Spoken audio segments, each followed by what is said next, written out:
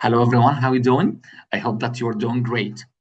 Today we're going to talk about something a little bit, really important, a little bit important for your writing, especially for some people when they describe a character or even the setting, they use like primitive words such as the character is big, small, happy, sad, bad, good, tall, short. These kind of obsolete ones, we can replace them by something interesting that gives that give impact, a great impact on the reader's mind. So we use the acronym STEAL, STEAL, STEAL. Does not mean to steal something. Steal, S has acronym or meaning. TEAL the same. So S here for speech. Speech. We can know some information about the guy or even the character with the speech of it, from the speech of it. For example, when I say it will never give up, no matter, or I will never give up, no matter how hard it gets, said Ali. Now, out of Ali's speech, I know that he's determined. Don't tell me Ali is determined, but I know when he says أنا مش هيأس يبقى that means إن هو he is determined. This is for S speech. Let's go for T. T here for thoughts. Thoughts. For example, when we think or when we know about how good or bad is the character about from his thoughts. For example, when I say I'm not brave enough to do this, when somebody says I'm not brave to do this, that means he's afraid or insecure or even he doesn't have like self-confidence. Here we can know from his thoughts how does he behave, and we can know that some more about the character from the quotation, from the thoughts, from the speech. So this is for speech and this is for thoughts. Now, if we talk about E, what's E? Effect on others. What? Effect on others. What does it mean? Effect on others. If we would like to describe a character, how do people do when they see him or her? For example, do they smile and feel happy, or do they wave their hands like this, or even wave their faces aside? uh, so here, for example, when I say everyone in the class trusted Ahmed and asked for help, what does it mean? It means that they respect him, they trust him, right? So I can say this to give like a clue for the reader that this one is reliable, this one is respected by the others, without saying that he is respected. Okay, when I say when Ahmed, when Jack enters the cafe, everybody smiles. That makes me know that he's, for example, popular with people. Yeah. So still S for speech, T for thoughts, thoughts of the character that tells me that he is good or bad, and the E for effect on others. When other people deal with him, how do they feel? A for the actions, action of this one.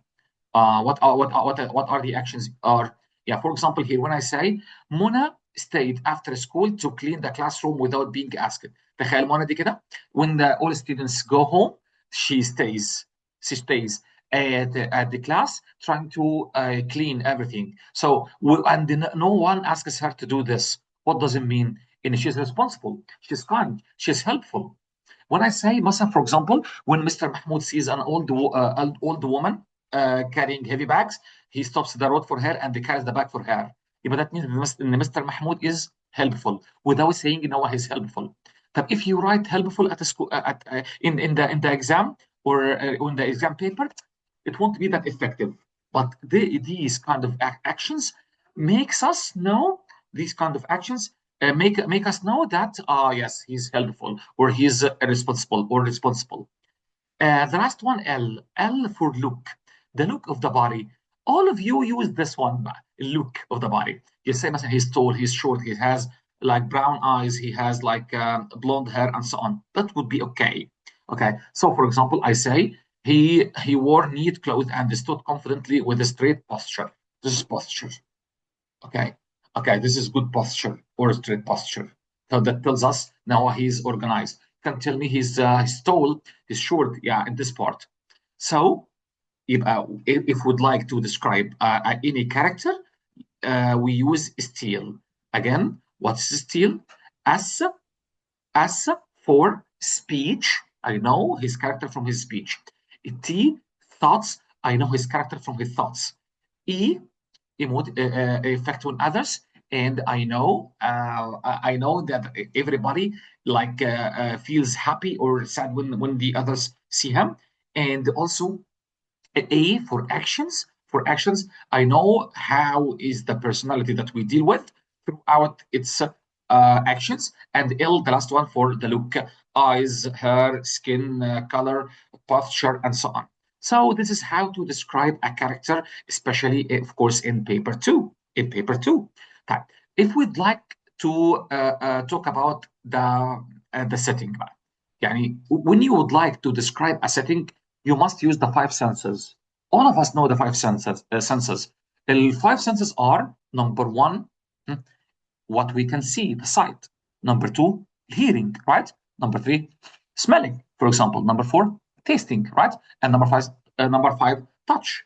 Okay. So in the first paragraph of any story, you have to state the setting. And in the second paragraph, state the characters. So in the first paragraph, you can state the setting by these five, by these five senses. Someone will tell me, but Mister, sometimes I cannot describe the taste or the touch. Okay, never mind. At least you can use three of them. Okay, but some in some some settings that you can use more than three or four. Sometimes you can use the five of them. A sight or what you can see is already in all settings. For example, you say the beach stretched endlessly with golden sand, sparkling blue waves under the bright sun. Here, what we have highlighted here tells us actually what we can see. Golden sand, sparkling blue waves, bright sun. But this is 100% can be applied on every setting. Number two, what we can hear.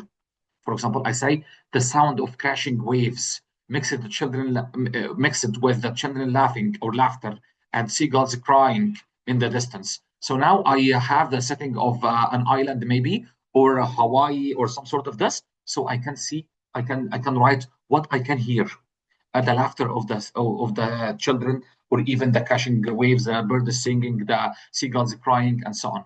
Okay, the smell. Smell can be yes. Okay, not in all cases, but in some cases we can have it. For example, I say the salty smell of the sea-filled air. Do you know ريحة اليود? When you get closer to البيتش هو ده. This is the salty smell. So it can be smelled, yes. طبعا if you are in a city, it could be smoke smell, yeah. التيست. التيست. طب how can we taste in the setting؟ هقول لك. When I say the air slightly salt, like the ocean itself. عارف when you are on a boat and you have like breeze, and the breeze like pushes some salt on your lips. So sometimes you taste the lips like this one. But here we have the taste. And at the end, the last one, we have touch. What you can feel by your hands. For example, if you have here walls or some sort of this. For example, I say, the warm sand burned slightly under my feet, while the cool breeze touched my skin. So here you feel something under your feet, right? Or even you feel the cool breeze touch your skin. But this could be also regarding the touch or feeling.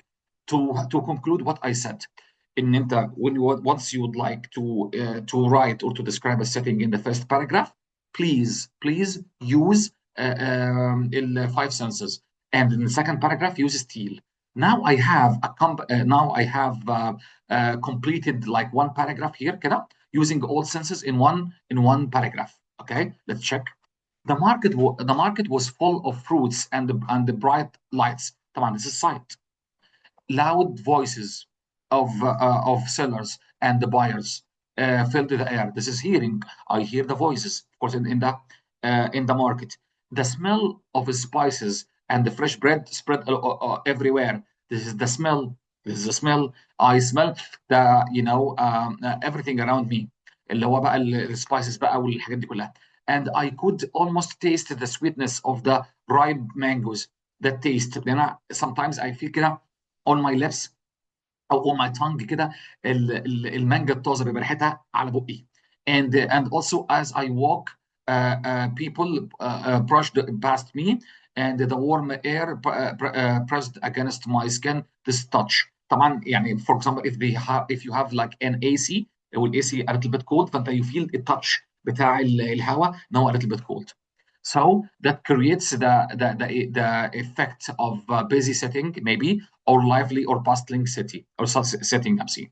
So this is what I want you to know. Please use these once you write a story, any story in paragraph 1 and paragraph 2. Paragraph 1 for 5 sentences and for the setting, and the paragraph 2 for style.